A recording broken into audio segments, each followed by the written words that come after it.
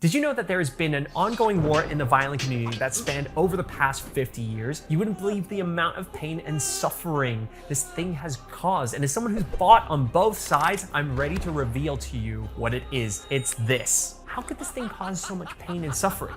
Well, to quote, one side says it's the invention of the devil or a crutch for your career. And while others on the other side say that being forced to play without one has caused them permanent injury. It's a lot to sift through. So in today's video, I'm gonna do a sound check and we're gonna go through each and every claim from both sides to see whether or not they're true. And I'm gonna bring this to you from the perspective of a professional violinist who, like most of you, started with a shoulder rest, then decided to play without one and won multiple international violin competitions before switching back halfway through their career to something that brings the best of both worlds. So let's begin. All right, so a little history lesson. The first shoulder rest was invented in 1936. Those players of the past, like Jascha Heifetz and David Oistrakh, didn't grow up with one and therefore never used one. So it's really interesting to see that these names, along with several more modern ones like Itzhak Perlman and Sophie Mutter and Pinke Zuckerman, are used as examples by the anti-shoulder rest side. Now, over on the pro shoulder rest side, you've got other names that are great players as well. You've got James Ennis, Hilary Hahn, Noah Bendix-Bogley. These guys are amazing. And then there's the middle camp, which I would count myself in because we use stuff that's like not really a shoulder rest, but does create an extra little lift. Augustine Hadalik also uses a sponge, as well as my former teacher, Aaron Roseanne. So those are kind of like the three different camps. All right, so we're gonna talk about the opposite sides first, right? We're gonna talk about Team Pro Shoulder Rest. They claim that the shoulder rest provides more stability, ergonomic, that it fits to your shoulder. I would say yes, it is. Raises the instrument to the correct height, certainly. Prevents injuries, maybe. We'll get into that more of that later.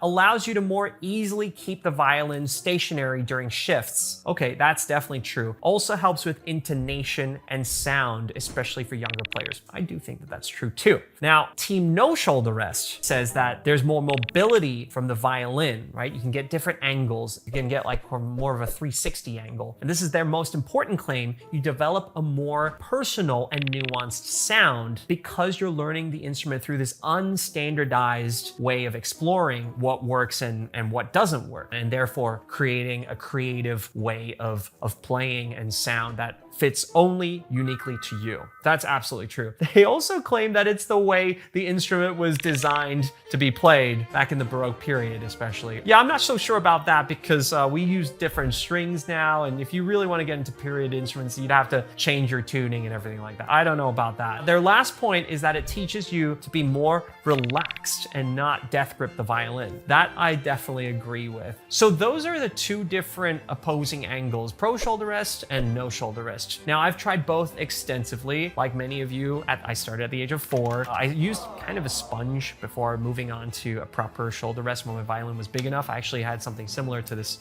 Wolf shoulder rest here. Might have been actually the very same one. You know, it wasn't until I was 16 when I suddenly decided I didn't want to use one anymore. Now, the reason for that wasn't because of some noble, lofty goal. I wasn't even aware that there was this like back and forth. It was just simply because I'd gotten into Curtis. I realized that my teacher was going to be Aaron Roseanne. I had read that he was a huge proponent of no shoulder rest. So I went ahead and bit the bullet. I decided to practice without one. My teacher in Australia was pretty bewildered why I had suddenly done this. And I was also, not gonna lie, trying to not drop the violin every 5 seconds. I suffered a lot, my intonation suffered a lot, but I also felt like I gained something. I felt like I was, you know, more pure, so to speak. So as you can see, I was starting to get into already part of the war before even realizing it with myself about pro shoulder rest, no shoulder rest.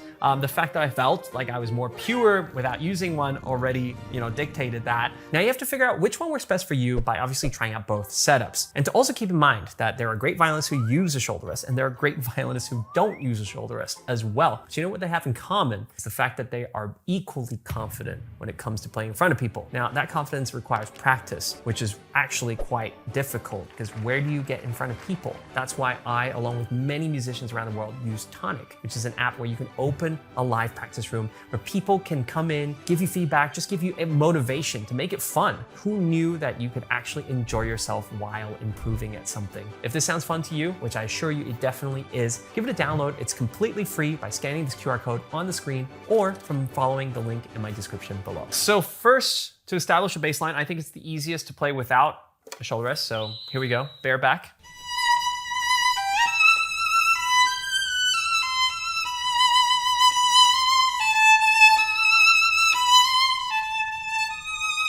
Yeah, not bad, not bad.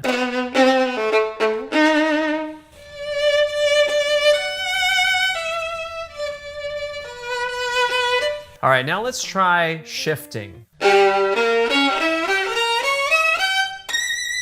Wow. I'm feeling like I've got to clamp down a little bit, especially when I shift down, otherwise I'll pull the instrument away from me. So let's try a little bit of vibrato.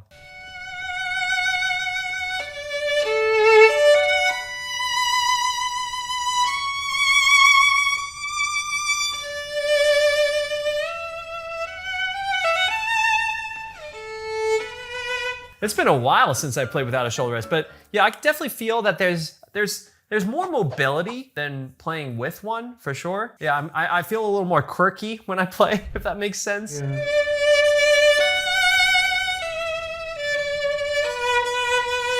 You know what I think it is? It's the fact that I'm so present in the moment. Most musicians, you know, we play in a practice manner, but without the shoulder rest, you're very aware. It makes it a little uncomfortable if you're not used to that, if you're not used to that feeling, but that feeling is like anything could happen. It's very improvisatory. Am I more relaxed? I'm not sure. I feel a little tenser, but let's try shoulder rest first. I'm gonna choose the Wolf because it's something that I used to play with. Oh, wow. Yeah, but already I can like hold it with my neck, whereas like before, I would never think to, it's definitely more closer to my face. That's something that I like without the shoulder rest. When you have the shoulder rest, it's like further out here. Yeah, well, let's give it a go.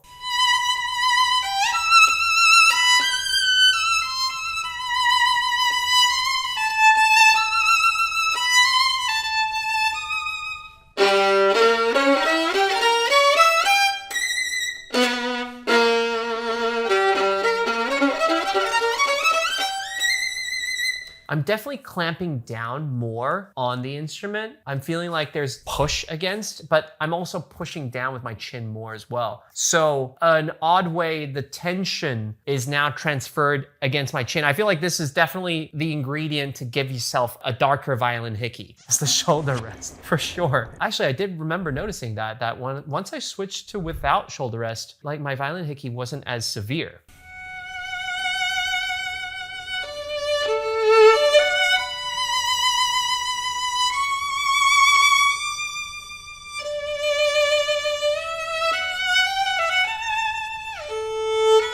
I'm gonna try a different one and see if it's also the same case.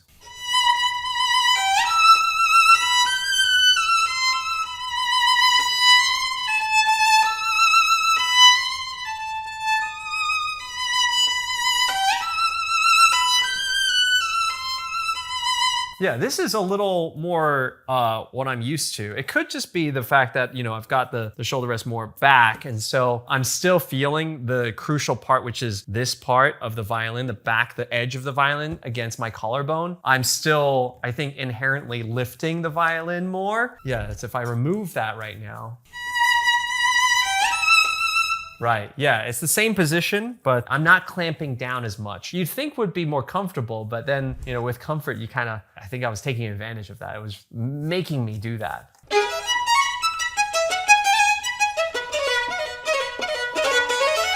This is kind of nice and comfortable. Now if I play without.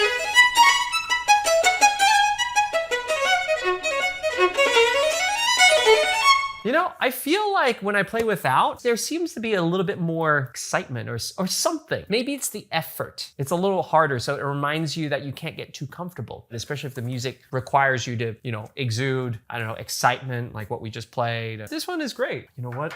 This one looks really cool. My teacher used to have one of these. I don't know if this is, oh gosh. Okay, maybe this is just ornamental. Okay, never mind. Yeah, it's for full size. Never mind, we're not gonna use that one. Oh.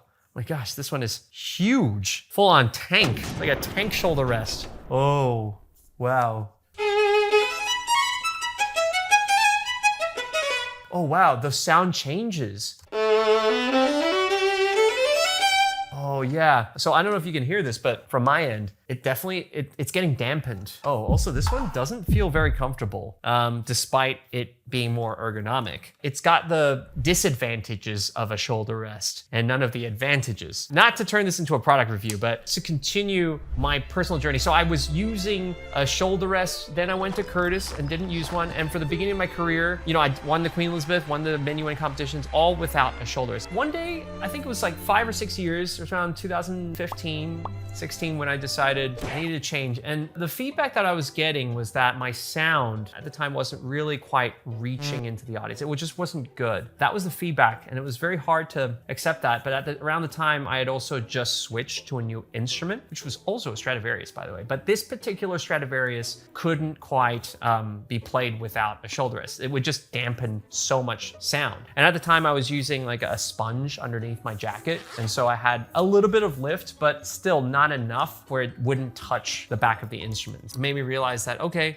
I have to look into other options. None of them, you know, there were a few that kind of were okay for me, but ended up designing and making my own, which is this one that I have here. It's not for sale, so you can't buy it, but you know, maybe if you push me enough in the comments, I may consider. But essentially, it sticks to your instrument. It also sticks to the edge, which you notice that there's an outline around the violin. That's called the purfling. And the purfling acts as a way to make the sound, deaden the sound so that it stays resonant within. It doesn't seep out the edges. It's also intentionally not as tall, so I still kind of feel like it's without, and it's obviously got a wooden back. So, you know, the wooden back is a reminder, I guess, of the no shoulder rest. It's like part of the instrument.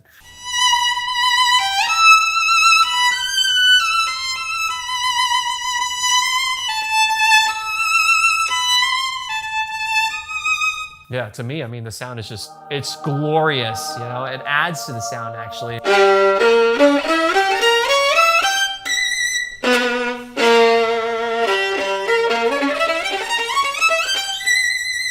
I really enjoy the different angles as well. When you're on the E string, to really get this gravity working for you, as opposed to like that. So there are definitely advantages that I've brought with me into sort of this in the middle area where I am now. Yes, shoulder rest, not quite a shoulder rest, that I wouldn't have had if I hadn't forced myself to learn without a shoulder rest. That's really what I would recommend to people, is to try it, especially if you're on the professional path or you really want to reach a higher level in your playing. Definitely play for practice in front of people, but also try many, many different things. And in this particular case, try playing without shoulder rest for 6 to 12 months, and then come back to it if you would like. Just be aware of yourself, your body, any tension that you might be accumulating. It always happens, not because you're playing with or without a shoulder rest, but simply because you're trying something new, right? And making sure that you're not just using an old method to play through it. That's the most important part. So anyway, drop me some comments. Do you play with a shoulder rest or without a shoulder rest? And let me know if you have any other questions. Look forward to receiving them. And check out some of the other videos I've made about violin accessories. I'll see you in the practice room on Tonic.